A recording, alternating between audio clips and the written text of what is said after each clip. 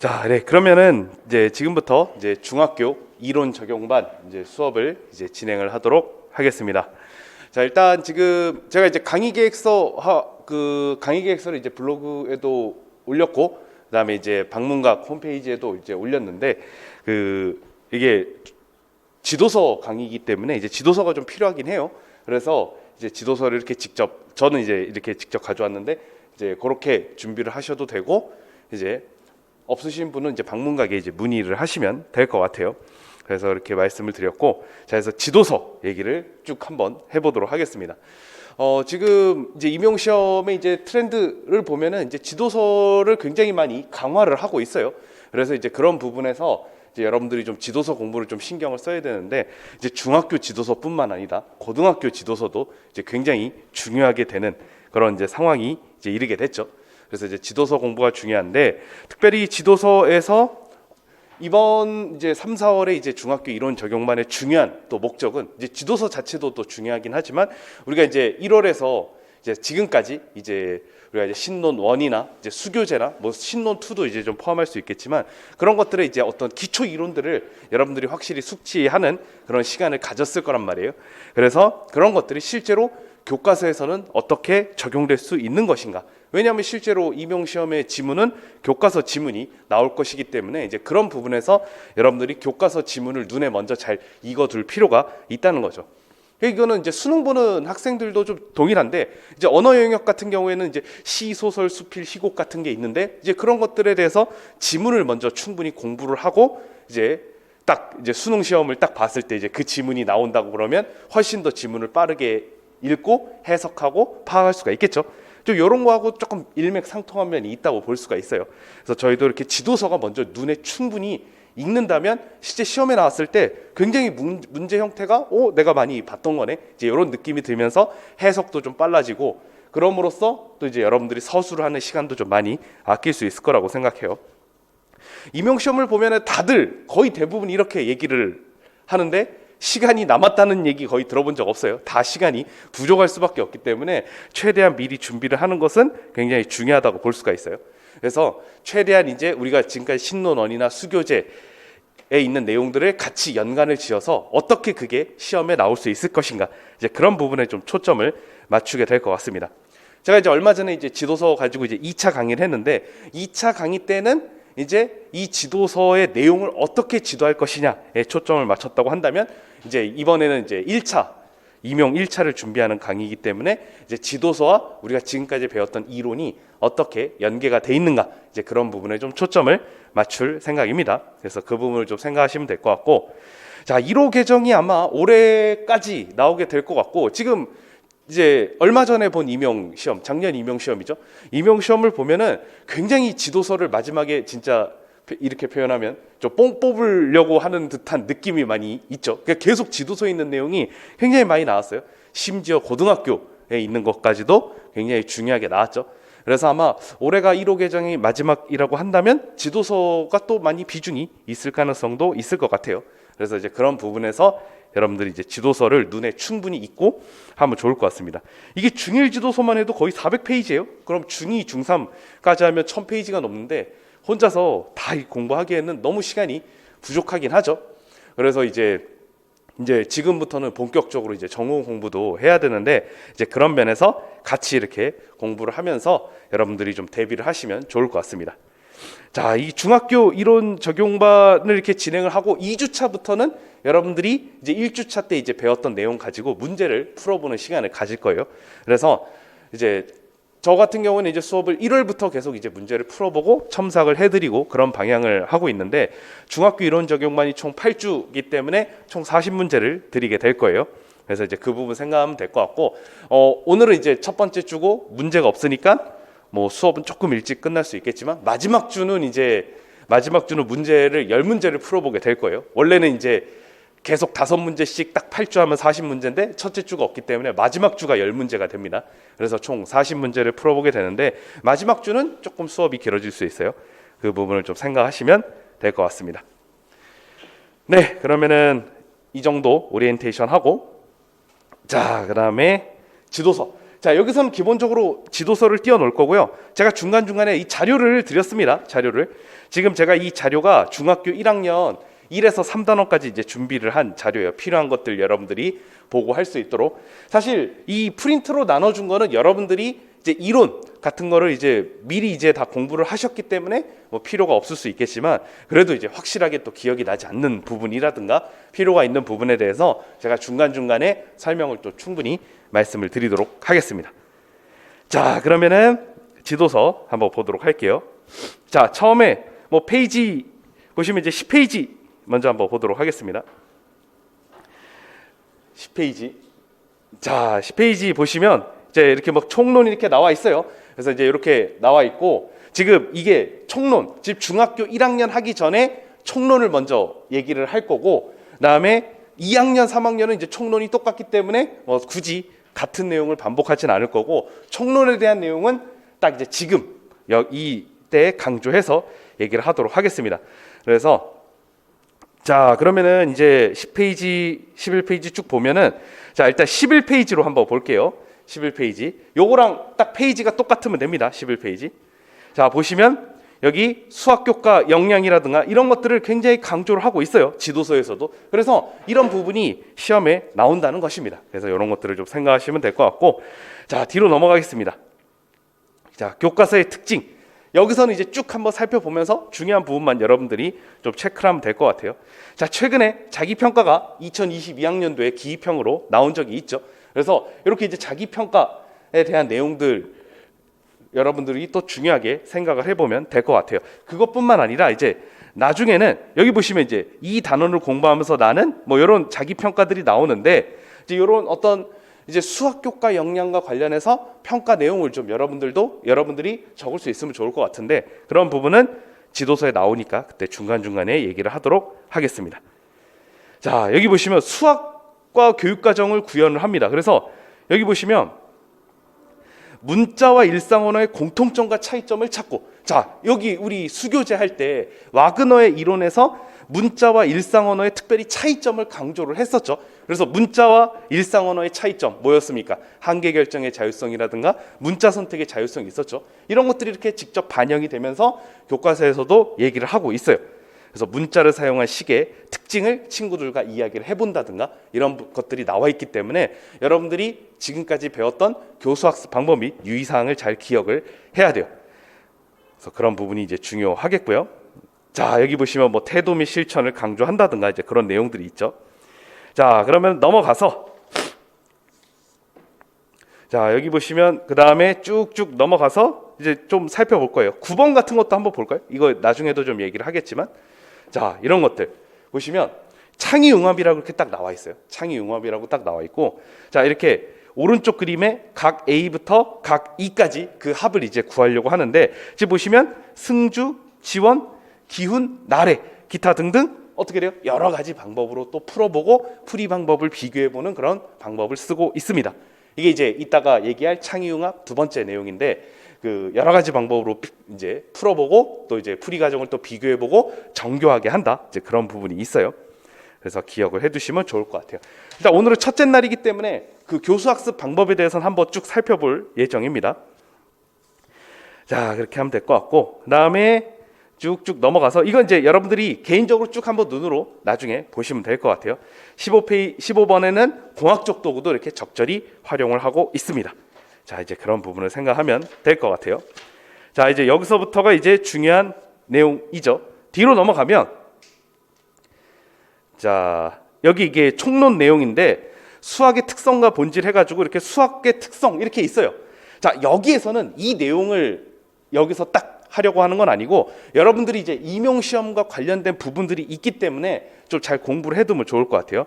그래서 이제 수학의 특성에서 뭐 이렇게 나오는데, 일단 이 부분은 신론원에 나오지 않기 때문에 통과하고, 그다음, 자, 수학의 본질. 그러니까 즉 교과서에서는 우리가 지금까지 배웠던 그 수학교육론 이론들이 들 중에서 핵심적이고 중요한 부분이 들어 있어요. 그러니까 여러분들이 이걸 임용시험 범위라고 생각을 해야 돼요. 자, 여기 절대주의. 자, 이번에 절대주의에 대해서 또 출제가 됐었죠. 그래서 뭐 직관주의, 그러니까 이게 설명이 돼 있어요. 저도 이제 작년에 이거를 할 때 교과서에 이렇게 제시돼 있는 내용은 굉장히 중요하기 때문에 임용시험 대비로 꼭 공부를 해두라고 말씀드린 적이 있어요. 중경험주의, 구성주의 이 세 가지를 알아야 돼요. 잘. 그래서 여기 절대주의 보면 플라톤주의, 그 다음에 논리주의, 직관주의, 형식주의 이런 게 이제 다 나와 있어요. 이거를 이렇게 한 번이라도 공부를 했으면 충분히 임용시험에 대비가 될 수 있었던 거죠. 뭐 지금까지 지금 보면 절대주의도 이제 한 번 나왔고 중경험주의하고 구성주의도 이제 자주 나왔으니까 뭐 나중에는 뭐 플라톤주의도 한번 나올 수도 있을지 모르고 그래서 이런 부분을 대비를 하면 돼요. 지금 여기는 이 내용을 여기서는 딱 공부를 하려는 게 아니라 여러분들이 집에서 이제 여기에 해당하는 신론 1이나 수교재나 신론 2에 있다면 꼭 공부를 해두시라고 말씀을 드리는 겁니다. 임용시험 범위니까 중경험주의 뭐 이걸 여기서 설명하려는 건 아니고 그만큼 중요하다는 겁니다. 교과서에 이렇게 핵심적으로 실어놓은 것들은 구성주의죠. 이런 것들 꼭 공부를 해두세요. 아, 이게 임용시험에서 중요하게 나오는 것들이구나 이렇게 생각하면 되겠죠. 제가 플라톤주의 설명을 하면서 이제 신론 1 때도 플라톤주의 설명하면서 소크라테스의 삼파법 연관을 지어서 설명을 해드린 적이 있는데 어쨌든 중요합니다. 그래서 그런 부분들 생각하면 될 것 같고 자 그렇게 하면 될 것 같아요. 뒤에 보면 이제 또 이제 이론에 대해서 또 나오는데 자 이제는 수학과 교육과정 개정의 방향을 생각을 해보도록 하겠습니다. 자 이거는 신론 2에 나와요. 지금 제가 신론 2라고 얘기하는 건 2019 개정 증보판을 기준으로 말하고 있는 겁니다. 그러니까 2016년 판에는 이제 이런 교육 과정이 신론 1에 있었는데 2009 개정 증보판으로 넘어가면서 분리가 됐어요. 자, 여기서 보시면 이 개정의 방향은 굉장히 중요합니다. 왜 중요하냐면 이거에 따라서 지문 내용에 임용 지문이 많이 반영이 됐기 때문에 그래요. 자, 그래서 수학 교과 역량 굉장히 많이 나왔습니다. 그래서 이 수학 교과 역량을 오늘 좀 많이 얘기를 할 거예요. 학습 부담 경감.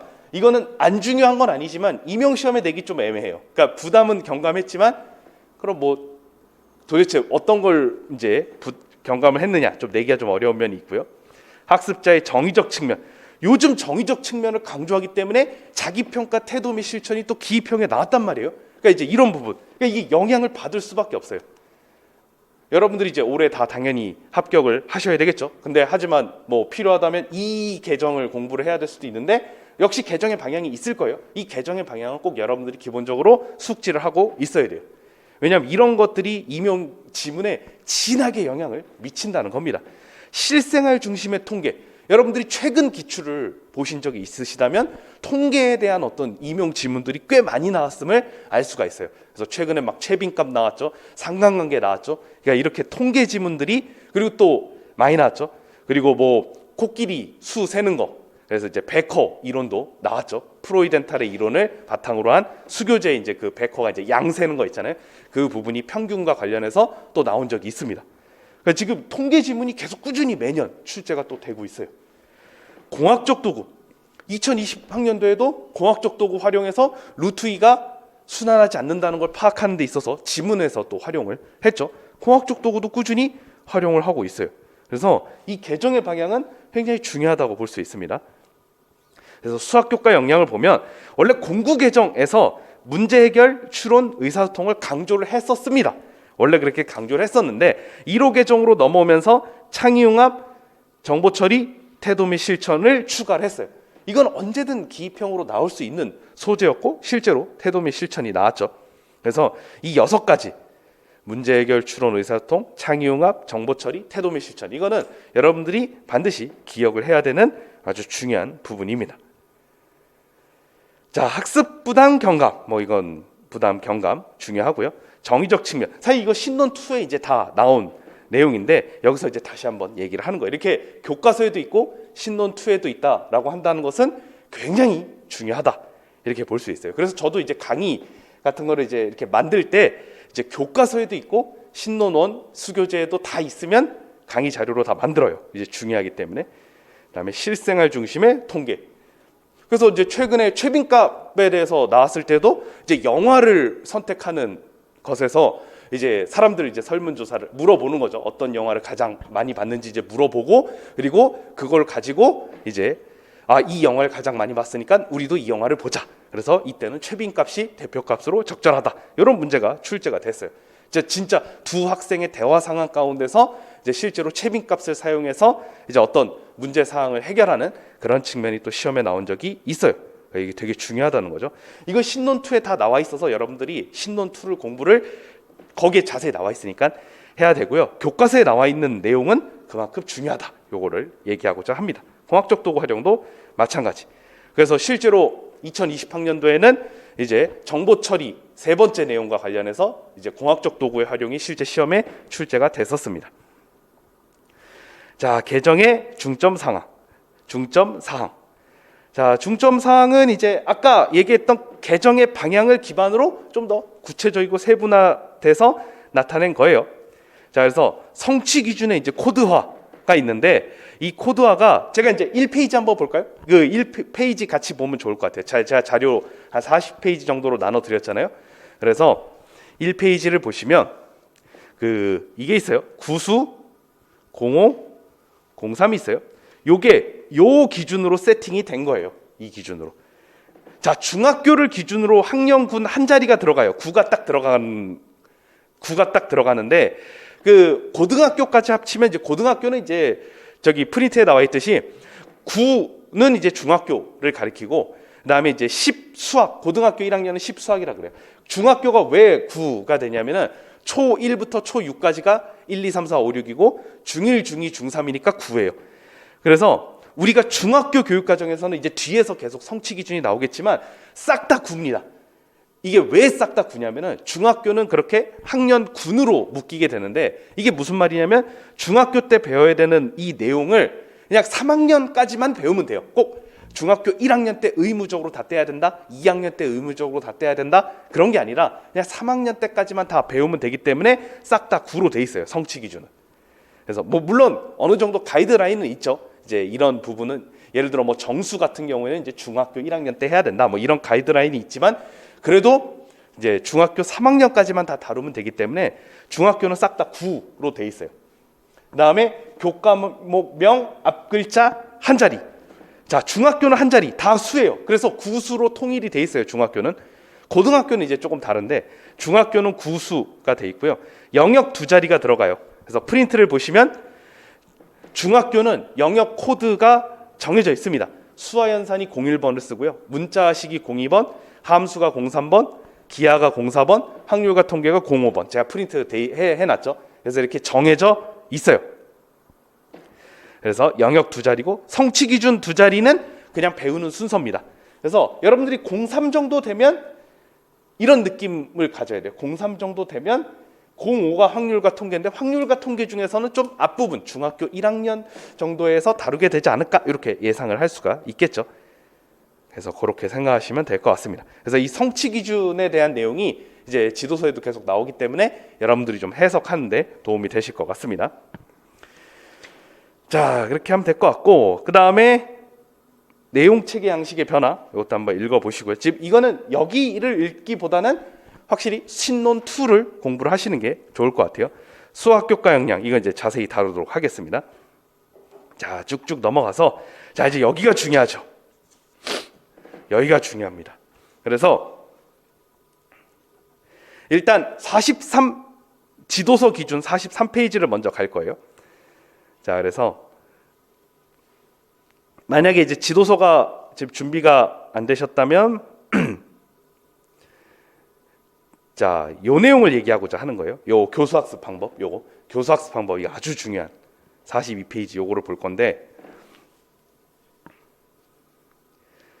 자, 요 내용을 얘기를 하도록 하겠습니다. 제가 용어 자료집에도 이거 그대로 이제 실어놔서 여러분들 용어 자료집이 뭐냐 이렇게 여쭤보시는 분들이 있는데 제가 블로그에도 용어 자료집이라고 검색을 하면 뭐 PDF 파일로 다운받을 수 있게 해놨고요. 용어 자료집 있고 방문각 지금 뭐 이렇게 오셨잖아요. 그래서 이제 만약에 수업 끝나고 1층에 보면 쌓여 있으니까 그냥 가져가시면 돼요. 자, 그래서 용어 자료집이 있어요. 그래서 이제 그걸 보셔도 되고 요걸 얘기하도록 하겠습니다. 자, 교수학습 방법을 보면 43페이지죠. 자, 교수학습 방법에서는 이렇게 나와 있어요. 학습자의 능력과 수준을 고려한 주요한 교수학습 방법으로 자, 설명식 교수부터 시작해서 매체 및 도구 활용 학습 6가지를 선정하여 설명을 했습니다. 자, 이거 설명을 했어요. 자, 그래서 이렇게 돼 있고, 그래서 이렇게 나와 있는데 하나씩 좀 간단하게 살펴볼게요. 가를 보면 6개가 있어요. 설명식 교수를 보면 교사가 설명과 시연을 통해 수업을 주도하는 교수학습 방법이에요. 그래도 이 부분은 여러분들이 어느 정도는 그래도 구분하기는 좀 쉬울 거예요. 다른 거에 비해서 약간 교사 중심이기 때문에 이거는 오스벨의 생각을 사실 거의 반영을 했다고 보아도 과언이 아닐 정도로 오스벨의 이론을 좀 많이 반영을 했어요. 그래서 교사가 설명과 시연을 통해 수업을 주도한다. 본문을 보시고 그런 내용들이 많이 나와 있다고 한다면 우리가 설명식 교수라고 얘기를 하면 됩니다. 자, 1번은 그래요. 2번 탐구학습. 자, 여기서 탐구학습을 보면 학생이 중심이 되어요. 그렇기 때문에 1번과 차이가 있습니다. 학생이 중심이 돼서 수학 개념, 원리, 법칙을 발견하고, 이게 이제 왜 중요하냐면 이것도 2021학년도에 출제가 된 적이 있죠. 굉장히 중요한 내용입니다. 그래서 개념, 원리, 법칙을 발견하고 구성하는 교수학습 방법. 자, 여기는 보시면 탐구학습이라는 건 학생들이 스스로 이제 어떤 수학적 지식이나 개념이나 원리가 있다면 계속 학생이 중심이 돼서 열심히 이제 길을 가서 막 이제 학생들이니까 바로 일직선으로 못 갈 수 있겠죠. 이렇게 계속 열심히 이렇게 꾸불꾸불하게 가면서 결국 도달을 하는 거예요. 이게 탐구학습이에요. 그러니까 학생들이 계속 탐구 어떤 뭔가 특별한 주제가 분명히 정해지거나 그런 것보다도 그 주제를 발견해가는 과정에 초점을 두는 것입니다. 학생이 중심이 돼서 개념, 원리, 법칙을 발견하고 구성해 나가는 것이에요. 그래서 여기 부연 설명을 보면 스스로 자료와 정보로부터 어떤 지식을 도출을 한다든가 지식의 타당성을 확인한다든가 학생이 이제 그런 것들을 중요하게 생각을 하는 것이 바로 탐구학습이에요. 그래서 이것도 잘 기억을 해두시고, 일단 이 6개를 여러분들이 확실히 구분을 할 수 있어야 돼요. 시험에 나왔으니까. 자, 다음 프로젝트 학습. 이것도 나왔죠. 2020학년도에. 물론 프로젝트 평가로 나오긴 했는데 이게 계속 나옵니다. 특정 주제나 과제를 탐구하기 위해, 자, 여기서는 이제 계속 이제 구성하고 알아나간다고 한다면, 자, 여기는 특정 주제나 과제가 정해져 있어요. 이걸 위해서 다각도로 계획도 수립해야 되고 수행해야 되고 결과물을 산출하거나 발표까지 하는 겁니다. 그래서 이거는 개인별로 그리고 집단별로도 자주 실시하는 거예요. 그래서 이 프로젝트 학습은 특정 주제나 과제를 세밀하고 확실하고 이제 좀 더 깊이 있게 탐구를 해나가는 것이다. 이렇게 볼 수 있습니다. 자, 토의 토론 학습 볼게요. 자, 역시 이것도 특정 주제입니다. 지금 보면은 탐구 학습은 특정 주제라는 말이 없어요. 그래서 지문을 보면은 확실히 어떤 특정한 주제가 정해진다고 한다면 프로젝트 또는 토의 토론 학습으로 여러분들은 딱 얘기가 돼야 돼요. 그래서 실제 시험에 나왔을 때는 Y는 A 사인 BX에 대해서 A, B의 역할에 대해서 탐구를 하는 부분이 있었어요. 자, 근데 여기서의 탐구는 요 탐구학습을 말하는 건 아니에요. 왜냐하면은 얘는 만약에 학생들이 열심히 해가지고 뭐 이거를 이끌어낸다면 모르겠는데, 그게 아니라 이제 지문을 보면 2021학년도 문제 나왔을 때는 애초에 이거를 교사가 특정 주제로 정해놓고 요거를 탐구하는 문제였어요. 그래서 그렇기 때문에 일단 프로젝트 학습 또는 토의 토론 학습으로 넘어가게 됩니다. 자, 그렇게 되는데 여기는 막 계획도 수립하고 수행하고 결과물을 산출해야 되는데 이 문제는 2021학년도에 나왔을 때는 그런 유형은 아니었어요. 그래서 토의 토론 학습으로 넘어가게 되는데, 자, 특정 주제가 중요합니다. 그래서 특정 주제에 대해서 협의하거나 논의하는 교수 학습이에요. 그래서 협력적 의사소통을 강조를 하게 됩니다. 그래서 그런 부분으로 좀 구분을 하면 돼요. 그래서 지문을 볼 때 이제 특정 주제에 대해서 얘기를 하느냐, 뭐 그 부분이 중요하겠죠. 자, 그다음에 협력학습. 자, 협력학습은 또 뭐가 기준이 되냐면 모든 뇌라는 말이 들어가요. 이게 중요해요. 그러니까 어쨌든 여러분들은 이 6개를 구분해야 되는데, 그래서 협력학습은 일단 모든 별로 한다라고 한다면 이 집단별로 실시한다 그랬잖아요. 프로젝트 학습하고 협력학습이 가능성이 있어요. 근데 협력학습은 모둠만이잖아요. 얘는 개인별, 집단별로 실시할 수 있다 그랬으니까, 즉 모둠이 없으면 협력학습이 아니에요. 모둠별로 하지 않으면. 그러니까 이런 것도 구분을 할 수 있어야 돼요. 그래서 저도 2021학년도 요 문제 나왔을 때 답안을 이제 정리할 때 소거법을 썼어요. 문제를 딱 보고 특정 주제가 있네? 그럼 3번 아니면 4번이겠네? 5번도 될 수도 있었을 것 같았는데 모둠이란 말이 없었어요. 그래서 5번 빼고, 그래서 3번, 4번 중에 4번으로 답안을 작성을 했습니다. 2021학년도. 그래서 여러분들이, 제가 뭐 기출해설은 최근에 정말 늦었지만 2022학년도 기출해설까지 블로그에 다 올려놨기 때문에 요 2021학년도 기출 보시면 요 부분이 나와요. 그래서 꼭 공부를 해두시면 좋겠습니다. 자, 뭐 여기서는 이제 이거를 다 꼼꼼하게 할 시간은 부족하고 교과서를 탐구하는 데 집중을 해야 되니까, 그러니까 여러분들의 과제를 드리는 거예요. 이런 걸 꼭 공부를 해두세요. 자, 협력학습은 결국 모둠 내가 들어가야 돼요. 모둠 안에서 하는 겁니다. 그래서 공동의 학습 목표에 도달을 하는 것이다. 이렇게 생각하시면 되겠습니다. 그래서 협력학습이 나오려면 이제 막 모둠 내에서 막 열심히 상호작용하고 그런 게 나오겠죠. 매체 및 도구 활용 학습은 뭐 사실 그렇게 어렵지 않을 수 있어요. 적합한 매체나 도구. 여기서 매체라는 건 컴퓨터, 소프트웨어라든가 계산기 이런 것들이죠. 여기서 도구라는 건 우리가 이제 교구를 말해요. 그래서 뭐 대수 타일이라든가 뭐 색종이라든가 뭐 이런 것들이죠. 여기 잘 나와 있죠. 시청각 자료, 멀티미디어, 인터넷, 교구, 계산기. 여기서 이제 교구는 이제 사물을 뜻합니다. 사물. 그래서 뭐 색종이를 이용해서 뭔가 알아낸다든가 그렇게 되겠죠. 그래서 이걸 기억하시면 되고, 여기서 교과서가 좋은 게 이게 있어요. 자, 여기 보시면 이어서, 자, 수학교과 역량 함양을 위한 교수학습. 요게 좋은 점이었는데, 제가 이거는 이제 항상 강조를 했었었는데, 자, 여기를 보시면 교수학습 방법이고요. 얘는 여기는 수학교과 역량을 함양을 위한 교수학습 방법이에요. 이게 교과서에서는 이게 나눠져 있었기 때문에 굉장히 좋았어요. 실제 시험에서도 그 시험 기출을 쭉 보면은 그냥 교수학습 방법을 물어보는 지문이 있었고, 수학교과 역량 함양을 위한 교수학습을 물어봐요. 이게 정해져 있어요. 그래서 2021학년도에는 그냥 교수학습 방법을 물어봤거든요. 그래서 여기 있는 6개 중에 하나를 적었어야 되고요. 자, 수학교과 역량을 함양하기 위한 교수학습인데, 오늘 이거를 공부를 하면 이제 앞으로는 그냥 문제 해결 1번 딱 얘기하면 여러분들이 그냥 요거를 머릿속에 그냥 딱 기억하고 있으면 돼요. 그래서 문제 해결 1번 하면은 문제를 해결할 때에는 문제를 이해하고, 자, 이걸 보시면 폴리아의 문제 해결 4단계를 꼭 닮았죠. 그래서 그거를 기억하시면 되고요. 문제 이해, 해결 전략 탐색, 과정 실행, 검증 및 반성. 요거 생각하시면 되고, 자, 1번은 그래요. 중요한 부분만 체크를 하겠습니다. 1번은 그냥 폴리아의 문제 해결 4단계 좀 생각하면 연관이 좋을 것 같고, 2번은 협력적 문제 해결 과정에서는 모둠별로 서류 토의한다. 이렇게 보면 되겠죠.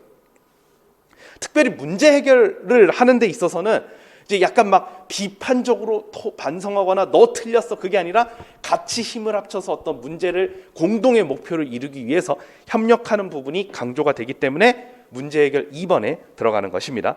자, 3번은 수학적 모델링 관련해서죠. 그래서 수학적 모델링 관련해서는 우리가 신론원에도 이제 수학 문제 해결 교육론의 수학적 모델링 파트에 잘 나와 있고요. 그리고 이제 실제로 이제 생활 주변이나 이제 사회 및 자연현상, 즉 실생활이죠. 다양한 맥락에서 파악된 문제를 해결하는 것은 프로이덴탈이나 트레퍼스 이런 사람들이 또 강조를 했기 때문에 같이 알아두시면 좋겠습니다. 4번은 문제 만들기죠. 그래서 문제 만들기의 대표적인 또 이론 중에 하나가 와리프낫 전략 같은 게 있었죠. 브라운 월터의 와리프낫 전략이 있었습니다. 기억을 하시면 되겠고요.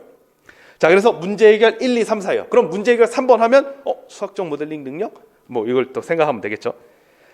자, 이제 추론입니다. 추론 1번 하면은, 자, 이건 관찰 및 탐구 사항이 들어가는데 귀남 유추 등의 개연적 추론을 사용해요. 그래서 그럴 가능성이 높은 추론을 사용을 해서 학생들 스스로 수학적 사실을 추측을 합니다. 그럴 가능성이 높은 거예요. 개연적 추론이라는 것. 그리고 적절한 근거가 있어야 돼요. 근거 없이 그냥 난 이럴 거다 그냥 이렇게 얘기하면 안 되고, 적절한 근거에 기초하여 정당화를 해야 돼요. 이게 다 들어가야 됩니다. 1번에서는. 그래서 1번은 100% 논리적이지 않다 하더라도 그럴 가능성이 높은 추론으로 인하여 학생들에게 충분히 설명할 수 있으면 돼요. 근데 2번은 이제 좀 느낌이 다르죠. 이런 도출하는 과정과 수학적 절차를 논리적으로 수행을 합니다. 그러니까 2번은 확실히 연역 추론에 가깝다고 볼 수가 있어요. 그래서 논리적으로 확실하게 수행을 해서 정확하게 하는 거죠. 근데 이 추론은 기하 영역에서만 얘기를 하는 게 아니기 때문에 예를 들어 대수 문제를 푸는 데 있어서도 확실히 그 계산 절차가 논리적으로 된다면 2번에 해당한다고 볼 수 있어요. 자, 3번은 1번과 2번에 대해서 추론 과정이죠. 비판적으로 평가하고 반성할 수 있습니다. 그래서 앞으로도 뭐 추론 1번, 2번, 3번 하면 이 내용이다 기억하시면 되겠고요. 자, 창의융합 1번, 새롭고 의미 있는 아이디어를 다양하고 풍부하게 산출할 수 있는 수학적 과제를 제공하여. 자, 근데 이렇게 수학적 과제를 제공하는 주체는 좀 교사죠. 학생의 창의적 사고를 촉진시키기 위해서. 그래서 1번은 좀 잘 안 나올 것 같아요. 왜냐하면 이건 교사의 측면이기 때문에. 그리고 2번과 3번. 창의융합 2번은 그 1차 때는 나온 적 없지만 2차 때는 이제 종종 나왔어요. 그래서 굉장히 또 중요합니다. 아까 창의융합 2번이라고 그 별 모양 도형 얘기를 했었는데 이게 이거예요. 하나의 문제를 여러 가지 방법으로 해결하게 합니다. 여러 가지 방법으로.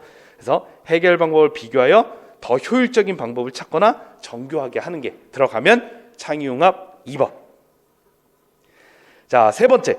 여러 수학적 지식, 기능, 경험을 연결하는 걸 우리는 보통 앞에서 이제 지금 42페이지인데 앞 페이지에서 이제 또 공부를 할 건데 이걸 수학 내적 연결이라 그래요.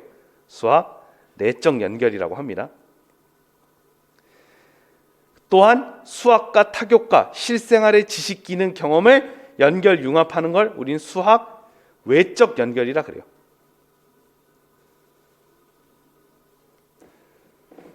그래서 새로운 지식, 기능, 경험을 생성하고 결국 문제를 해결하는 겁니다. 내적으로, 그러니까 수학의 여러 영역이 있잖아요. 확률과 통계, 뭐 기하, 대수 이런 걸 연결해서 문제를 해결하거나 또는 수학과 어떤 타교과, 실제로 교과서에서는 다른 교과와 많이 연결을 지어서 설명을 해요. 그다음에 의사소통 1번, 2번, 3번 있어요. 자, 의사소통 1번.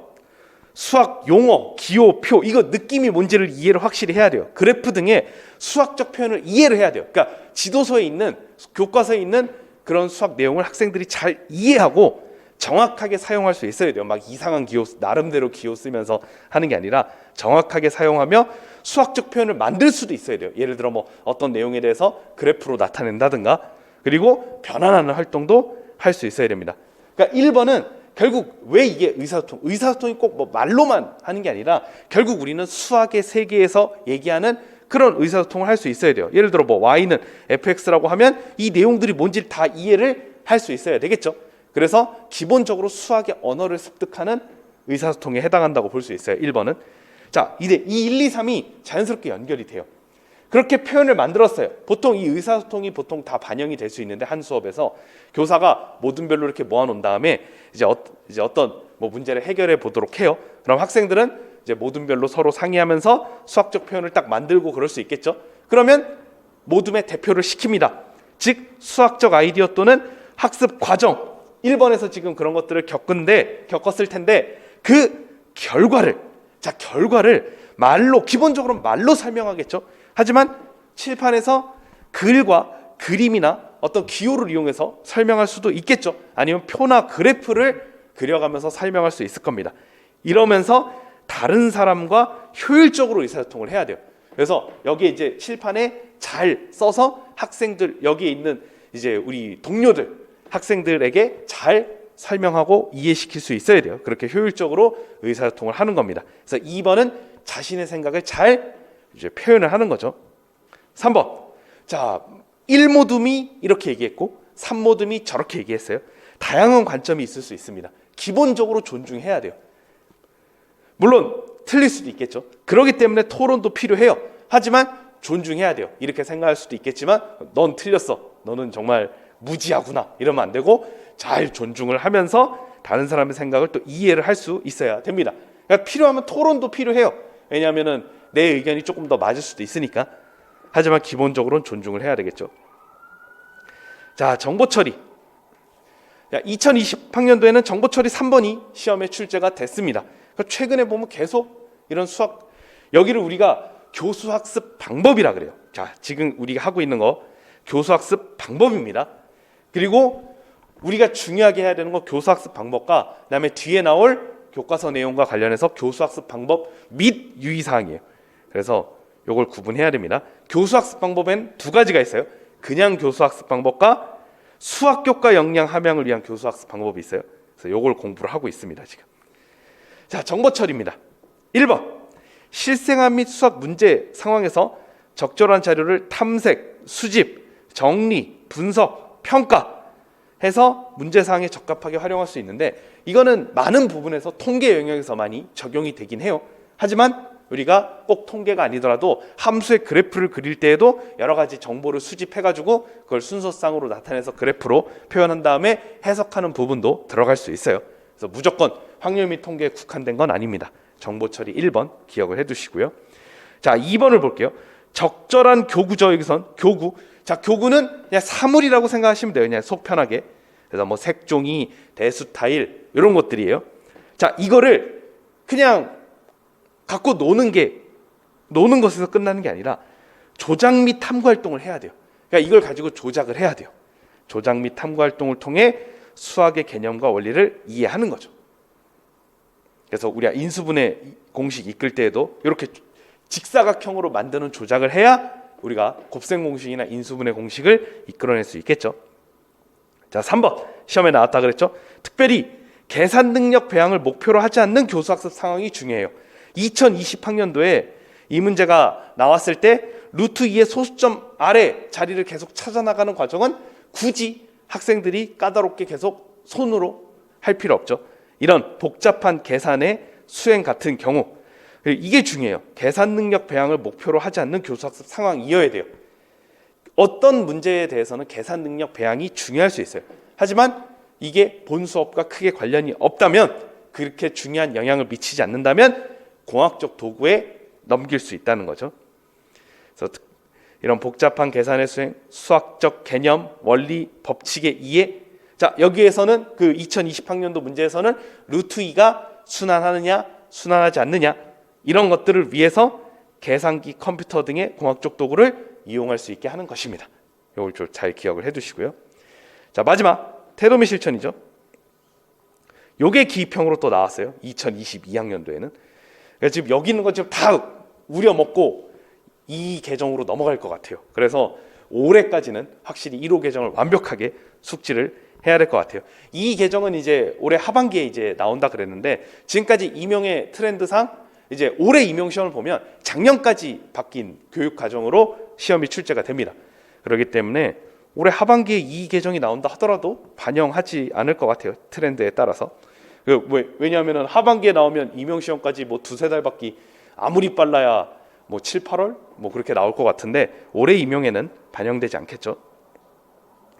자, 그다음에 태도 및 실천. 어차피 임용은 여러분도 아시다시피 뭐 TO라든가 어떻게 나오는지는 이미 11월에 나오는 게 아니라 그 전에 막 10월 달에 이미 다 나오는데, 이거를 갑자기 바뀐 교육 과정이 반영되기에는 어렵겠죠.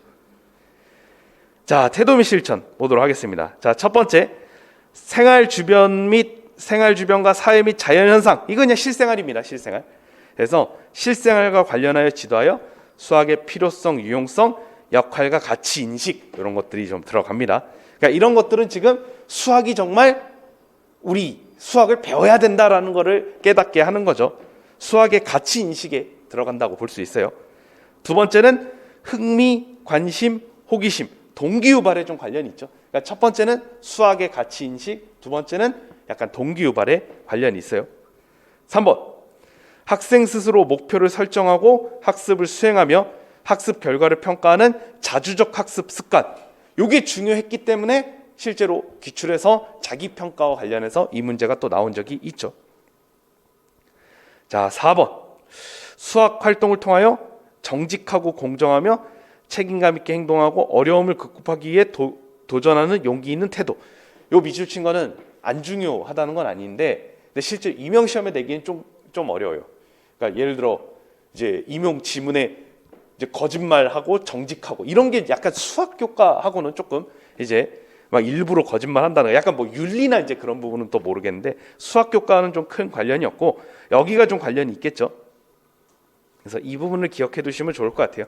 타인을 배려하고 존중하며, 아까도 좀 잠깐 얘기를 했지만 뭐 누가 어떤 내용을 발표했을 때 너 무조건 틀렸어. 그게 아니라 좀 배려하고 존중을 해야 돼요. 그게 뭡니까? 논리적 근거를 통해서 의견을 또 제시를 해야 돼요. 그러니까 너 무조건 틀렸어. 그게 아니라 나는 저렇게 이렇게 해서 내 의견이 맞는 것 같아. 이렇게 좀 설명을 해야 되겠죠.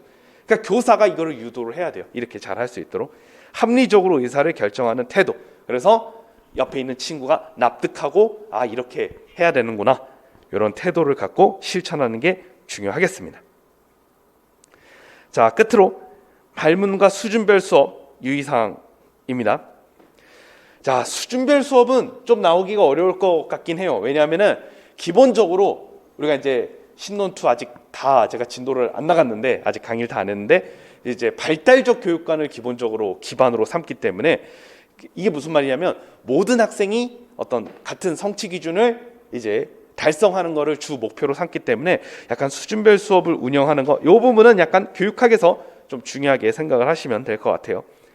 의미 있는 발문, 중요하지 않다는 건 아닌데 너무 당연한 내용을 적어놨기 때문에 이 부분은 꼭 그래도 좀 알아두시면 좋을 것 같긴 해요. 그래도 한번 살펴봅시다. 또 이러다가 또 나오면 또 그럴 수 있으니까. 자, 발문과 수준별 수업 얘기를 해보도록 하겠습니다. 제가 신논2에서는 자세히 안 했는데 여기서는 좀 자세히 하겠습니다. 의미 있는 발문을 하는 게 되게 중요합니다. 그래서 학생의 사고를 촉진하는 다양한 발문이 필요해요. 그래서 상호작용이 활발한 교실 환경을 구축하고 결국 능동적 수업 참여를 독려를 해야 돼요. 그러니까 교사가 막 그냥 일방적으로 이제 수업을 하는 게 아니라 학생들이 좀 능동적으로 수업 참여를 할 수 있게 도와줘야 되겠죠. 학생의 인지 발달과 경험을 고려하여 발문을 하고 발문에 대한 학생의 반응을 의미 있게 처리를 하는 게 중요하겠죠. 자, 그다음 개인차를 고려하여 수준별 수업을 운영할 때에는 다음 사항에 유의를 하면 됩니다. 자, 첫 번째, 교실 내 개인차를 고려를 해서 소집단을 구성을 할 때, 이거 구성은 하는 건 이제 교사가 하는 거니까 알아두시면 될 것 같고, 수준별 학급을 구성하여 전개한다. 나오기가 좀 어려운 부분은 1번은 교사의 역할이기 때문에 기본적으로 이제 학생이 어떻게 해야 되느냐가 이제 임용시험의 중요한 부분인데 이건 교사가 해야 되기 때문에 그냥 보고만 넘어가면 될 것 같아요. 이것도 마찬가지죠. 교사 수급과 유유교실 등 이런 것도 마찬가지고, 지금 이 부분은 나오기 어려운 이유가 이제 교사의 역할이기 때문에 그렇다고 볼 수 있겠습니다. 자, 그래서 요 중요한 거 살펴봤어요. 그래서 앞으로는 태도 및 실천 3번 뭐 그러면 뭐 자기평가, 공학적 도구, 예를 들어 정보 처리 3번 하면 공학적 도구 활용, 이렇게 여러분들이 잘 생각을 하시면 도움이 될 것 같아요. 자, 그러면 다시 앞으로 넘어갈 건데 몇 페이지로 갈 거냐면 28페이지로 가겠습니다.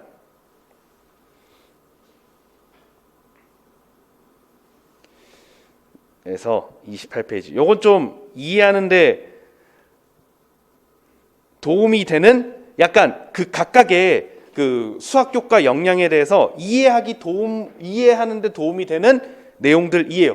이거는 제가 신논2에 똑같이 자료로 만들어 놨기 때문에 신논2 공부를 하시는 선생님들은 꼭 복습을 잘 해두시면 좋을 것 같습니다. 자, 그래서 하위 요소하고 의미가 나와 있어가지고 제가 이제 이거는 설명을 다 했으니까 여기에 이런 게 나와 있다 정도만 언급을 하겠습니다.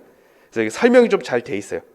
그래서 문제 이해 및 전략 탐색, 계획 실행 및 반성, 요거 합쳐서 이제 문제 해결 1번이 구성이 되죠. 얘가 문제 해결 2번, 3번, 4번이에요. 이렇게 설명이 좀 잘 돼 있으니까 요거는 꼭 여러분들이 공부를 하시면 좋을 것 같아요. 추론도 마찬가지죠. 창의융합, 의사소통, 정보처리, 태도 및 실천, 이렇게 나와 있어요. 아까 이거 가치인식 얘기를 했죠. 그래서 이 가치인식은 이제 1번과 2번이 포함이 되어 있어요. 수학에 관심과 흥미를 갖고, 이게 태도 및 실천 2번이죠. 그 다음에 가치를 인식하는 능력이 1번이죠. 그래서 같이 있습니다. 기억을 해두시면 좋겠습니다. 자, 그러면은 이렇게까지 얘기를 했고요. 그 다음 38페이지로 이제 쭉 넘어가서 38페이지죠. 36페이지. 자, 이거는 이제 그 각 내용이 나올 때 이제 주로 다루게 될 건데, 아까 그 성취 기준의 코드화 얘기를 했잖아요. 이렇게 돼 있어요. 지금 싹 다 구수입니다. 구수. 즉 이 내용을 중학교 3학년 졸업하기 전까지만 하면 돼요. 근데 기본적으로 중1 때 하긴 하겠죠. 자, 01은 아까 얘기했듯이 중학교 수화연산 영역은 다 같은 코드 번호입니다. 그걸 알아두시면 될 것 같고, 그래서 01, 02 이렇게 순서대로 이렇게 나와 있어요. 그러니까 이런 걸 배운다는 겁니다. 이런 것들은 이제 강론, 교과서 내용 할 때 자세히 말씀을 드릴게요. 자, 그다음에 학습 요소, 이게 뭐냐면, 이거는 여러분들이 어떻게 알면 되냐면, 교과서에 처음 나오면 여기에 적혀요. 그러니까 소수가 여기에 적혀 있잖아요. 그러면 초등학교 6학년까지는 소수라는 말 안 하고, 여기 말하는 소수는 당연히 프라임 넘버죠. 안 한다는 거고, 중1 때 처음으로 나온다는 거예요. 그렇게 이해하시면 됩니다. 그다음에 교수학습 방법이 유의사항. 자, 이거 중요하다 그랬죠. 교수학습 방법이 유의사항. 이게 어떻게 교과서에 반영이 돼 있는가를 하나하나 강론을 교과서 내용 할 때 자세히 말씀을 드릴게요. 뭐 여기서는 안 할 거고요. 자, 문자식도 있죠. 이렇게 문자식도. 역시 문자식은 코드 번호 02번을 사용하고 있습니다.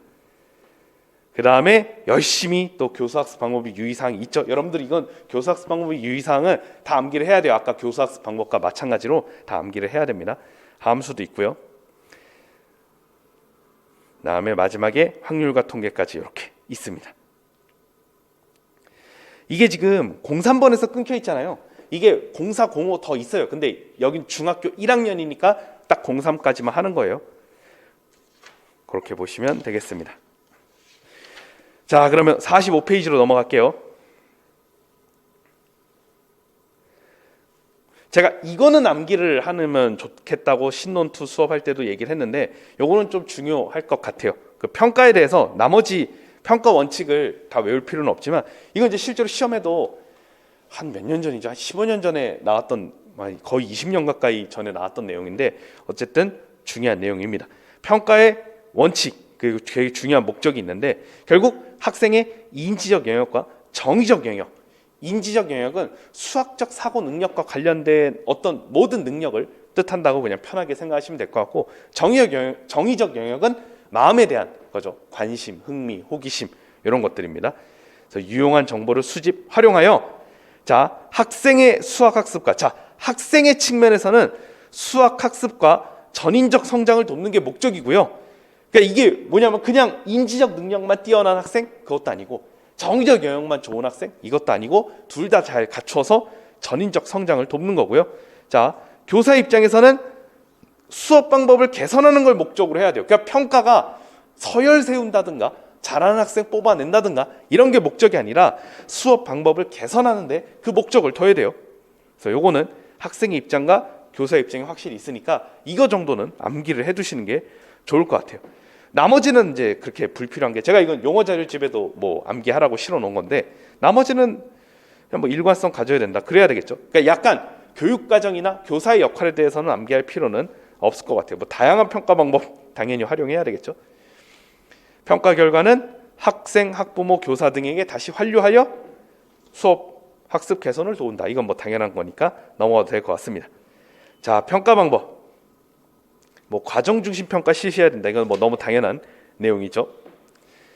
자, 그 다음에 여기서 자기 평가가 나왔죠. 그래서 평가가 나와서 이게 중요합니다. 근데 이 평가는, 지금 이 평가에 대한 내용은 신논2에서 자세하게 얘기를 하겠지만 여기선 간단하게 얘기하겠습니다. 자, 지필평가. 지필평가가 선택형, 단답형, 서논술형 등인데, 지필평가는 우리가 편하게 생각하면 중간 기말에 이렇게 시험지 주고 풀고 교실 환경 내에서 이제 해결하는 거예요. 근데 이제 지필평가를 요즘은 강조하기보다 다양한 평가들을 강조하기 때문에 신논에서도 프로젝트, 포트폴리오, 관찰, 면담 이런 평가들이 실제로 신논2에 실려 있죠. 자기평가하고 동료평가는 2차 때 이제 많이 나왔던 내용들인데, 이게 이번에는 1차 때도 또 출제가 됐었습니다. 자, 프로젝트 평가가 2020학년도에 출제가 됐어요. 그래서 아까 프로젝트 학습 공부했던 거하고 비슷한데, 그 프로젝트 학습을 기반으로 평가하는 거예요. 수학습을 토대로 특정 주제나 과제에 대해 자료를 수집하고 분석, 종합, 해결하는 과정과 결과를 평가한다. 아까 프로젝트 학습은 분석, 종합, 해결하는 것이 이제 프로젝트 학습이고 그 결과를 평가를 하는 거죠. 포트폴리오는 서술형으로 나오긴 좀 어려울 것 같고 기평으로만 좀 생각하면 좋을 것 같은 게, 왜냐하면 일정 기간 동안 수학학습 수행과 그 결과물을 평가를 하는 거예요. 그래서 막 뭐 몇 달 이렇게 한 다음에 그 결과물을 평가하는 거니까 좀 되게 굉장히 넓죠, 범위가. 하지만 기평으로 물어본다면 대답할 수 있어야 되겠습니다. 그다음에 관찰, 면담, 구술 이런 것들은 학생 개인 및 소집단을 관찰할 수도 있고요. 대화하는 거는 이제 면담 평가에서 주로 활용을 하죠. 발표는 구술 평가에서 활용을 하는 거죠. 각각의 내용들이에요. 그래서 개인 및 소집단을 관찰하는 게 진짜 관찰 평가고, 요거는 이제 면담, 학생의 발표를 통한 이해 정도 이런 것들을 파악하는 건 구술 평가. 자기 평가, 학생 스스로 자신의 이해와 수행을 평가하는 방법이고요. 동료 평가는 동료 학생들이 상대방을 서로 평가하는 것입니다. 어쨌든 이건 알아두면 좋은 내용이라고 볼 수 있겠죠. 자, 그래서 제가 이거 작년에도 이제 이거 했던 건데 1페이지 보시면 이제 프린트로 넘어갈게요. 1페이지 보면 이렇게 자기 평가지를 실어놨습니다. 스스로 평가를 해보는 거예요. 그래서 1페이지 보시면 여기다 안 띄울게요. 자, 자기 평가지 보면 시간에 따른 뭐 각 그래프의 변화가 의미하는 바를 이해했는가 이제 스스로 평가를 하는 거예요. 나는 잘 이해한 것 같다, 아닌 것 같다, 뭐 중간인 것 같다, 이렇게 평가를 하는 거죠. 뒤로 넘어가겠습니다. 이 페이지에는 모든 구성원 상호 평가지, 동료 평가를 하는 거예요. 그래서 옆에 있는 친구가 모든 별 탐구 활동에 적극적으로 참여했는가 이런 걸 평가하는 거예요. 그럼 이게 자기 평가와 동료 평가를 좀 같이 하는 게 되게 중요한 게, 이러면 이제 자기는 나는 다 우수 했는데 동료들이 너 못했어 하면 뭔가 좀 객관성을 그래도 어느 정도는 이제 할 수 있겠죠. 그리고 평가 대상자의 기여도에 대해서도 뭐 자유롭게 져라 이렇게 이제 평가할 때 반영할 수 있어요. 다른 모둠을 평가할 수도 있습니다. 그래서 이제 아까 의사소통 세 번째가 서로 다양한 관점을 또 존중하고 이런 것들이 있었잖아요. 그러니까 그걸 기반으로 다른 모둠이 잘 설명을 했는지 이런 것들을 평가를 할 수가 있습니다. 그래서 알아두시면 좋겠어요. 자, 47페이지 수학 교수학습 이론인데 역시 이것도 오늘 당연히 하지 않습니다. 하지만 여기에 나와 있는 건 여러분들이 임용 시험 범위라고 생각하시고 꼭 공부를 해두세요. 실제로 지금 교과서 여기까지 오는 데 있어서 계속 시험에 나왔다는 걸 여러분들은 확인할 수 있었을 것입니다. 자, 브루소의 교수학적 상황론, 이거는 좀 잘 공부를 해야 돼요. 자, 여기 보시면 원형 수학적 개념 단계, 이거 공교롭게도 이틀 전에 신논 2 할 때 강의를 했었습니다. 의사 수학적 개념 단계, 수학적 개념, 요 세 가지에 걸쳐서 발달한다. 그리고 수학적 지식을 암묵적으로 사용하는 행동 상황, 형식화 상황, 타당화 상황, 마지막에 제도화 상황. 요거 꼭 기억을 해두세요. 이거는 신논 1에 없어요. 없고 신논 2하고 수학습 지도 원리와 방법에 있는 내용인데 어쨌든 임용 시험 범위라고 생각하시고 공부를 해두시면 좋을 것 같습니다. 그리고 여러분들이 잘 알고 있는 요게 있죠. 이거는 뭐 용어에 따라 다를 수 있는데 뭐 토파지 효과, 토파지식 외면치레, 당연히 신논 1의 표현 쓰셔도 괜찮습니다. 조르단 효과, 주르댕이라고 하고 있지만 조르단 효과, 조르단식 외면치레, 그다음에 메타인지적 이동, 그냥 메타인지 이동이죠. 그래서 이런 것들은 당연히 알고 있던 내용이라고 볼 수 있겠습니다. 자, 그다음 교수학적 상황에서 일종의 계약으로 설명한다. 교수학적 계약은 실제로 2014학년도 기입형에 나온 적이 있죠. 그래서 이렇게 교수학적 계약이 신논 1에는 설명이 거의 안 돼 있어요. 신논 2나 수학습 지도 원리와 방법에 설명이 자세히 돼 있는데 꼭 공부를 하시기 바랍니다. 그다음 딘지 이론이죠. 자, 그래서 특별히 이 딘즈가 그 EIS 이론을 제창한 브루너와 공동으로 연구를 좀 많이 했어요. 그래서 브루너하고 딘즈 이론에 유사성이 좀 많이 있습니다. 일단 요거는 기억해 두시고, 당연히 여러분들 EIS 이론, 활동적, 영상적, 상징적 표현, 이건 뭐 당연히 중요하죠. 당연히 이건 중요한 거고요. 그다음 딘즈의 6가지 놀이를 통한 학습 중요하죠. 그래서 중요하다는 것만 말씀을 드리는 거예요. 그리고 4가지 원리 중요하죠. 그래서 요렇게 나와 있는데 뭐 실제로는 이거죠. 신논1에는 어떻게 나와 있어요? 당연히 신논1의 표현으로 암기를 해야 되겠죠. 그래서 처음에 이제 예비 놀이 단계, 구조화된 놀이 단계, 실습 놀이 단계 요 세 가지 기억해서 꼭 암기하시기 바랍니다. 지금 여기 나와 있는 거 다 지금 임용 시험 범위예요. 그다음 프로이덴탈이야 뭐 워낙 중요하죠. 그래서 수학화, 현실 사항을 수학화. 이건 뭐 계속 시험에 종종 나왔던 것입니다. 그래서 현실과의 관련성이 적재된 풍부한 의미를 갖는 수학이 되어 적용 가능성이 보장된다. 이거 중요하고 이건 여러분들이 읽어보시고 그 다음에 이거 공부할 때는 읽어보시고 실제로 신논1, 수교재, 신논2에 자세히 설명이 돼 있으니까 그 부분을 복습하는 식으로 공부를 하시면 될 것 같습니다. 자, 그다음 재발명 방법 이런 것들 다 했죠. 국소적 조직화 이런 것도 다 시험 범위예요. 지금 여기 있는 건 다 임용 시험 범위라고 볼 수 있습니다. 자, 그다음에 여기서부터는 심화 이론인데 추가적으로 알아둬야 될 게 두 가지가 더 있어요.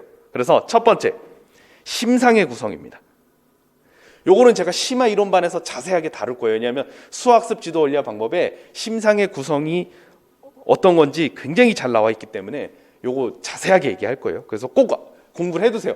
뭐 제가 이제 이따가 나중에 할 심화 이론반 강의를 들으셔도 되고 아니라면 수학습 지도 원리화 방법 책을 갖고 계셔가지고 심상의 구성이 뭔지 확실하게 알고 계시기 바랍니다. 자, 그리고 전형적인 보기를 통한 지도 방법.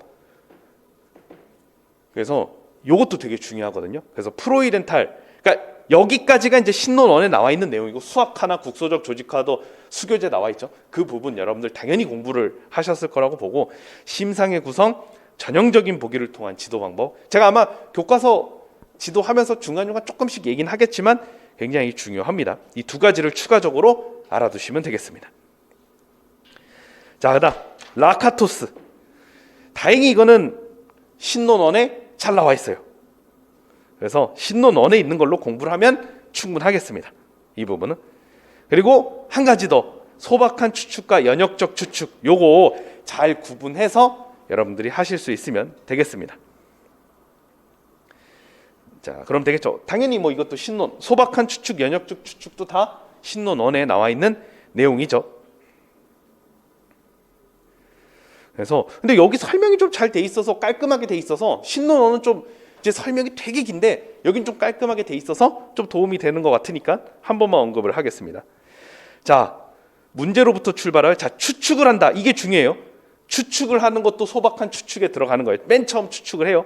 그다음에 증명, 부분 추측으로 분해하는 거죠. 그다음 반례 제시, 그다음에 반박을 거칩니다. 그러니까 이게 지금 보시면 알겠지만 라카토스의 수학적 지식의 성장의 4단계를 그대로 거쳐요.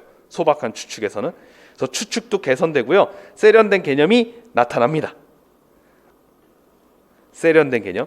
자, 연역적 추측은 문제로부터 연역적 증명을 통해 추측에 이르고 검사와 반박이 뒤따른다. 이렇게 되는데 자, 요거는 공부를 해두시면 좋을 것 같고 기본적으로 여기 세련된 개념은 신논1에서는 잠정적인 참이라는 것으로 표현이 됩니다. 그래서 잠정적인 참으로 인정이 되면 연역적 추측으로 넘어가는 거예요. 그래서 연역적 추측으로 넘어갔다는 건 더 이상 원래 추측은 손 볼 필요가 없고 부분 추측에 대해서 이제 손 보면 되겠죠. 연역적 증명 기본적으로. 그래서 이 부분은 꼭 신논1을 공부를 하시기 바랍니다. 자, 그다음 그래서 지금 우리가 지금 지도서 강의 계속 하고 있는데 신논1, 신논2 수교재에서 모르는 게 있다면 여러분들 가지고 오셔서 수업 끝나고 질문하셔도 좋을 것 같아요. 자, 피아제 이론, 반영적 추상화 2019학년도에 또 시험 나왔고 21학년도에도 또 나왔죠. 굉장히 중요한 부분입니다. 꼭 공부를 해야 돼요. 반사와 반성 두 가지 의미에서 반영적이다. 반사와 반성 나온다라고 얘기를 하고 있죠. 그래서 아주 중요합니다. 반사는 주제화 또는 대상화라고 하는데 우리는 신논1에서는 주제화라는 용어를 쓰죠. 그래서 신논1에 있는 용어로 쓰시면 돼요. 그렇게 하시면 되겠고, 그러니까 이 부분은 이제 신논1에 있는 내용으로 공부를 하시면 되겠습니다. 자, 그다음 폴리아 아주 중요하죠. 폴리아의 문제 해결 4단계. 이건 중요하니까 꼭 공부를 해두시고 지금 이게 교과서가 임용시험 범위를 다 그대로 얘기하고 있어요. 그다음 이게 시험에 나올 수도 있을 것 같아요. 이 밖에도 여기 보시면 문제 해결 전략에 해당하는 것들이 있잖아요. 이 전략들이 뭔지 특정 짓는 것도 중요하다고 볼 수 있겠습니다. 그래서 이 부분. 자, 그다음에 폴리아는 문제 제기의 중요성도 강조를 했죠. 실제로 이 문제 제기를 강조하고 브라운 월터도 강조를 했기 때문에 와리프나 전략이 있었죠. 그런 부분 생각하시면 되겠습니다. 자, 그다음 스캠프의 스키마 이론. 이것도 한 번은 나올 것 같긴 해요. 중요한 부분이죠. 그래서 직관적 지능, 반성적 지능. 근데 신론원에서는 반영적 지능이라고 했잖아요. 우리가 반영적 추상화, 피아제도 반영적 추상화고 스캠프도 반영적 지능이에요. 그래서 쓸 때는 반영적 지능을 쓰세요. 서술할 때는. 그래서 이게 중요하죠. 그리고 네 가지 유형이 있다. 이것도 이제 중요하고, 지금까지는 이제 계속 도구적 이해하고 관계적 이해가 이제 나오고, 제가 이제 요거는 항상 강조를 했던 게 도구적 이해보다 상위 개념이 좀 관계적 이해, 상위 개념이 논리적 이해, 이런 식으로 설명을 했어요. 기본적으로는 이 원칙을 따릅니다. 기본적으로는. 그래서 이번 최근 시험에 얼마 전이었죠? 문제 해결하는데 왜 그런지 몰라요. 그럼 이미 도구적 이해에서 커트된 거예요. 그래서 도구적 이해로 쓰시면 됩니다. 그다음에 기호적 이해. 그래서 실제로 그 심화 이론 반에서는 논리적 이해하고 기호적 이해를 또 자세히 얘기를 하려고 생각하고 있어요. 그래서 도구적 이해는 이제 왜 그런지 알지 못하고 문제 해결을 그냥 적용한다. 그냥 왜 그런지 알지 못하면 그냥 도구적 이해에서 그냥 컷 당하는 거예요. 그렇게 쓰시면 됩니다. 자, 델타 1, 델타 2. 여기에 신론 1에는 요 말이 없었거든요. 요거 좀 추가적으로 해놓으면 좋을 것 같아요. 우리 델타 1, 델타 2 지능 체계 있잖아요. 이게 딱 도구적 이해, 관계적 이해랑 딱 연결이 됩니다. 여기에 뭐 들어가도 돼요. 이게 직관적 지능, 반영적 지능 들어가도 됩니다. 만약에 여러분들이 반영적 지능으로 서술하려면 수용기, 중재사고활동, 이제 그 다음에 반응기, 요 세 가지로 나눠서 또 서술을 해야 돼요. 그건 신론원에 잘 나와 있습니다. 자, 요것도 시험에 나왔죠. 우리가 신론원만 보면 도구적 이해가 좀 되게 부정적인 역할을 하는 느낌이 많이 들어요. 아, 도구적 이해로 하면 뭔가 안 되는구나. 그럴 수 있는데 실제로 도구적 이해도 굉장히 장점이 있고요. 신론 2에는 도구적 이해의 장점에 대해서 자세히 실어놨어요. 그래서 아마 제가 뭐 다음 주나 신론 2 강의할 때 할 텐데, 어쨌든 그 부분이 되게 중요했고 2019학년도에 실제로 반영이 돼서 출제가 됐었죠. 지금 최근 기출에 다 이렇게 등장을 했던 내용들입니다. 그래서 중요하게 생각하시면 좋을 것 같아요. 그러니까 도구적 이해도 충분히 의미가 있다. 꼭 생각을 하시면 도움이 될 것 같아요. 바닐레 이론 안 나올 수 없죠. 최근 시험에도 계속 바닐레 이론은 출제가 됐었습니다. 그래서 뭐 우리 5가지 수준 있잖아요. 꼭 기억을 해서 공부를 해두시고요. 그다음에 수학습 수준 이론의 특징, 이게 안 나왔는데 우리가 이 교수학습 단계도 요것도 기입형으로 나왔거든요. 근데 이 특징이 안 나왔어요. 특징. 첫째, n-1 수준을 통과하지 않고 n 수준에 도달할 수 없다. 이거 신론원에 다 나오는 내용이죠. 둘째, 셋째, 넷째. 요게 안 나왔거든요. 그래서 이번엔 요거 한번 또 기대해 볼만 합니다. 이건 우리가 뭐 수준이야 뭐 2016학년도에 나왔죠. 3수준, 4수준 비교하는 부분이 나왔어요. 논술형이었지만 그때는. 그리고 이것도 기입형으로 순서 배열하는 내용이 나왔죠. 안내든 탐구. 그다음에 이거는 지금 교과서에 있는 용어보다는 다 지금 이거는 신론원에 있는 용어로 다 기억하면 돼요. 그래서 이 명확화 단계는 이제 명료화 단계로 기억하면 되겠죠. 다 신론원 용어로 기억하시되 이건 설명이 잘 돼 있으니까 공부를 해두시면 되겠습니다. 자, 비고치키 근접 발달 영역. 자, 최근에 2018학년도에 실제적 발달 수준의 어떤 발달 과정이 또 출제가 됐죠. 그다음에 비계 설정 포함하라 그랬으니까 굉장히 또 중요합니다. 안 중요할 수 없죠. 근접 발달 영역 당연히 알아야 됩니다. 자, 그래서 그 오해하시는 선생님들이 좀 많은데 실질적 발달 수준은 학습자가 스스로 어떤 문제를 해결할 수 있는 수준입니다. 근데 이제 실질적 발달 수준 쓰라 그랬는데 못하는 걸 적어놨어요. 이러면은 안 됩니다. 적을 때 실질적 발달 수준은 학생들이 잘 알고 있는 거 적는 거예요. 학습자가 스스로 해결할 수 있는 걸 적는 겁니다. 그래서 요거 꼭 기억을 해두세요. 제가 이제 답안 채점할 때 실질적 발달 수준 딱 적으라고 보는데 모르는 걸 적어놨어요. 이거는 모르니까 실질적 발달 수준이다. 이거야 뭐 부연 설명으로는 뭐 맞을 수도 있겠지만 앞으로 잠재적 발달 수준의 문제라고 볼 수 있겠지만 어쨌든 실질적 발달 수준에서는 최소한 학습자가 스스로 어떤 문제를 해결할 수 있는 걸 적어놔야 돼요. 중요한 겁니다. 자, 그리고 이게 근접 발달 영역을 좁히는 역할을 하는 게 비계 설정이거든요. 그래서 좁혀지는데, 자, 그러면 실질적 발달 수준이 잠재적 발달 수준이 되면 그것이 다시 새로운 실질적 발달 수준이 되면서 이런 순환 과정이 되는 겁니다. 그래서 2018학년도에 실질적 발달 수준의 그런 어떤 수준 변화를 쓰라고 했잖아요. 그러면 요 과정이 들어가는 거예요. 실질적, 잠재적, 실질적. 이 잠재적은 비계 설정으로 우리가 대체할 수 있기 때문에 사실 이 실질적 발달 수준의 변화 과정을 잘 적어야 될 필요가 있었어요. 그래서 비계 설정 나왔죠. 이게 중요한 것이다. 이렇게 하시면 되겠네요. 이 아래 내용은 수학교육학 정론에 나오는 내용인데 뭐 이것까지는 알지 않으셔도 될 것 같아요. 신론 1에 명확하게 없으면 굳이 안 보셔도 됩니다. 자, 그다음에 최근의 교수학습 방법인데 제가 뭐 예전에는 요거를 자세히 얘기했지만 요즘에 또 트렌드가 약간 신론 1, 신론 2 수교재 약간 기본 이론에 초점을 맞추고 있기 때문에 요건 그냥 읽고 넘어가세요. 그냥 통과하도록 하겠습니다. 자, 그다음 과정 중심 평가. 요거 이제 과정 중심 평가가 중요하다는 거고, 그 느낌이 올 수 있는 것이 당연히 결과 중심을 평가하는 것보단 어떤 그 과정을 중요하게 평가하는 게 뭐 되게 중요하겠죠. 그냥 그렇게 생각하시면 될 것 같습니다. 자, 그러면 62페이지 딱 이제 그 교과서 내용 본격적으로 들어갈 때 한 타임 끊도록 하겠습니다. 자, 연간 지도 계획이 이렇게 되고 있어요. 그래서 이게 중1 때 배워야 되는 거고, 다시 한번 얘기하지만 의무적으로 중1 때 이 모든 내용을 소화한다 그게 아니라 중학교는 학년 군으로 돼 있어요. 될 수 있으면 중학교로 하되 학교의 재량상 조금 달라질 수 있어요. 근데 웬만하면 뭐 중1 때 다 끝내긴 하죠. 자, 그렇게 돼서 이제 수화 연산 이렇게 가도록 하겠습니다. 자, 그러면 한 타임 끊었다가 68페이지부터 계속 얘기를 하도록 하겠습니다.